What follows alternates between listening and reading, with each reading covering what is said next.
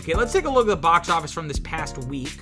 Total domestic box office was a little under $227 million, which was a 127% jump. And this is mostly attributed to a Minecraft movie, implying the existence of more than one Minecraft movie. If this is just a Minecraft movie, this is just one of several.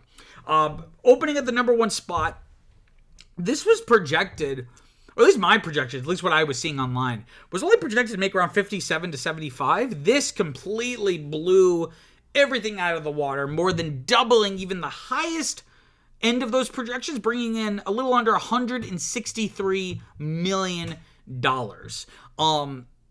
This is definitely from audiences, just really, or at least fans of Minecraft, right? Full disclosure, I have played Minecraft, but it was never something I was super, like, I was just on the wrong tail end of that. Like, I was, when did that first launch? Like 2011? Like, I was 13, 14, about to go into high school, like doing more extracurriculars. Like, I had just kind of stopped playing video games, so I kind of just missed this. But I did play it from time to time, like at a friend's house. The popcorn meter, right? So this is like the audience rating on Rotten Tomatoes, an 88% versus a 48% critic score. So, and that's the thing. When I was seeing professional reviews, it just seemed abysmal.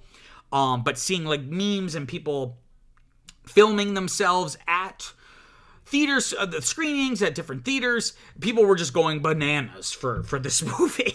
At least just like hey, look, there's a thing I know. Hey, look, there's a thing I know. So, perhaps that explains why it has done so well, at least compared to the expectations, right? Worldwide, it brought in around $313 million off of just a $150 million budget. So it is already in the green. It's already, a profitable movie. Now, the big thing will be the drop from this week to next week.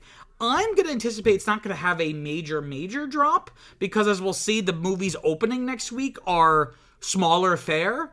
Like nothing, I think the biggest one is like, at most, we're looking at $18 million. So, that plus the fact that it's such a fan-driven box office success, that you're going to have those fans coming back. Even if they saw the movie 3 times, they're going to come back so they can go with their friends again, right? The only other thing really opening this week was The Chosen, Last Supper Part 2, right? So this is basically just through Fandango. It's just like a couple episodes of the newest season of The Chosen, which is like a multi-season dramatization of Jesus and like the gospel. Again, 99% popcorn meter. Again, the group that is probably going to see this and then rating on Tomatoes is a little bit of self-selection. Like the people who are going are people who are already fans of the show, right? It brought in a little under $7 million, which fell within the projections, but on the upper end, past my target of $6 million. Worldwide, because it's technically opened on Thursday. So its domestic and worldwide total is actually a little bit more, right, than its weekend gross. A little under 8 million. What is that, 7.8? So again, these releases are really more just to add more money into the piggy bank, right? It's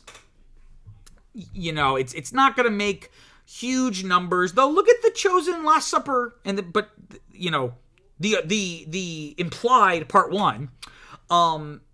That worldwide has made a little over $18 million in its second week now. So, and I think the third one is coming out this weekend, or this Thursday, or whatever it is. I guess all leading up to Easter, right? So I think it's a pretty successful release strategy, right? There is a market for this. And I've always said that, whether it's Fandango or just like literally streaming it using regular television, movie theaters should have more events related to things like this, like television episodes or live events like a football game or an award show. Because like, imagine in the Game of Thrones era if people could go watch like a big episode in a theater with other people. You might argue, but like it might be a little disruptive. But you can say the same thing about movies, right? Like, I feel like in the context, people can or should be able to be quiet, not run around throwing shit or whatever, right? Continuing into their second week as well, we have A Working Man. This is the Jason Statham newest action thriller movie. Had only had a 20% drop, which is, not awful, right? What are we looking at here? It made a little over $12 million, so it's not like it was so low that it only had so much, it could only drop so much. That's a pretty good hold for a second week. And despite it not getting very good reviews from critics, audiences seem to like it fairly well. And this brings its worldwide total to about $52.5 million off of a $40 million budget. So it's crossed that initial threshold, but ideally we want to see it cross 80. Double the budget. That will most likely account for any advertising and marketing costs, right? We also have The Woman in the Yard. So notably, Working Man and The Woman in the Yard both held their second and fourth places, respectively. The Woman in the Yard, however, does not have the audiences do not seem to really like it, but also had a very small drop.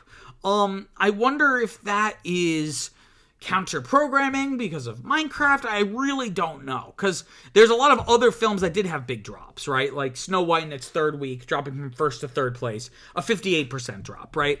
So I'm not sure if we can just not chalk it up to, I don't know if we could just chalk up A Working Man and The Woman in the Yard to, it was just a bigger weekend, because plenty of other things dropped, right? Including things that are also in their second week, and they have bigger drops, right?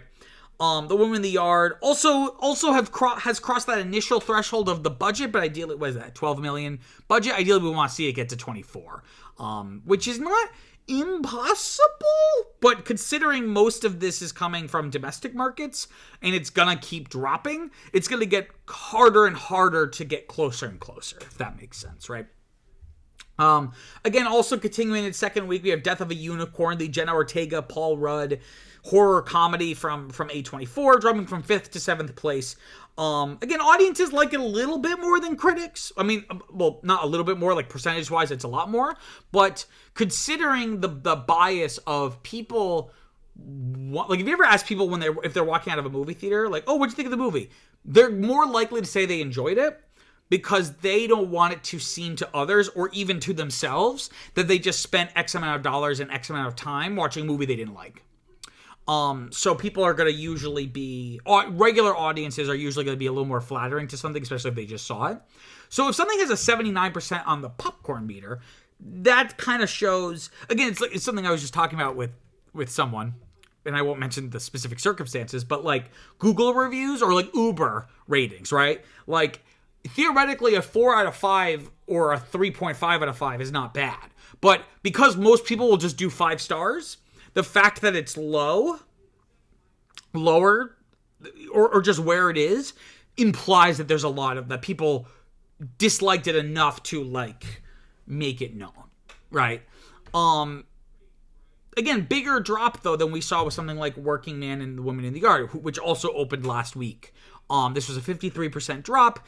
So it's only made a little under $11 million, but it was a $15 million movie to make. So it is still very much in the red. It's not, abysmally far away, but again, it only made about 2.7 million for the week, and it's going to keep dropping. So again, it's going to get harder and harder to get to that magic number, right?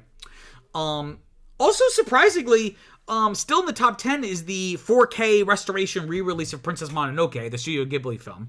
Ghibli or Ghibli? Let me know in the comments. What do you think? It actually jumped a spot. It was at 10th place last week and actually jumped up to 9th. Again, very small. It was a smaller drop than something like Death of a Unicorn, but a bigger drop than A Working Man and A Woman in the Yard. But again, that makes some sense, just considering there's only so much money to be made from something like this. But it's interesting to see that they get a little bump, right? Not a bump in terms of the money, but it kind of went up a little spot, right? Another thing to note here is Captain America, Brave New World. Again, I don't want to call it the little movie that could, because that's Mufasa. Mufasa will always reign as the little movie that could. And by little, we mean the $200 million, big blockbuster movie. But in its 8th week now, in the top 10, dropped from 6th to 8th place, though. Again, kind of similar to something like Death of a Unicorn, critics didn't really like it, and audiences like it, but, the fact it's not, the popcorn meter isn't higher reveals that maybe, even that I just saw this movie and I want to justify my purchase bias can't necessarily save this from the bad reception. But it's made over $400 million worldwide off of a $180 million budget. So technically it's in the green, right? The failure of this movie is more in comparison to its fellow franchise films within the MCU. Because I'm actually curious. Let me see what... Something like Ant-Man and the Wasp, the original Ant-Man and the Wasp from 2018. It came out just a couple months after Infinity War. That movie made... And that's an Ant-Man movie. That made total, because of course this is still in its run, but I don't think it's going to get anywhere close to this. The Ant-Man and the Wasp made $622.7 million worldwide. And that was an Ant-Man movie. Because the state of the franchise was in such a different place in terms of the enthusiasm and interest in it. So now we literally have a Captain America movie. Now, granted, it's Sam Wilson. It's not Steve Rogers.